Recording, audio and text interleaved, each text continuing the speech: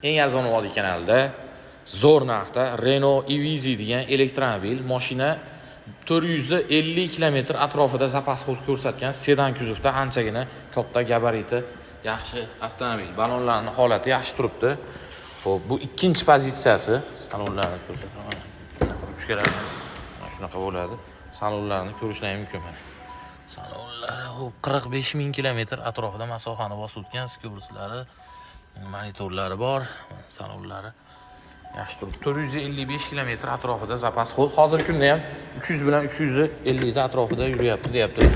Mana shu joyda ozgina rixtovka qilingan joyi bor. Mashinaning kraskalari toza, ich qatida ishi yo'q ekan. Boshqa hamma yo'qni yaxshilab tekshirib olaverasizlar. Mana uzoqroqdan ko'rsatildi. Juda chiroyli avtomobil. Narxi zo'r asosiysi.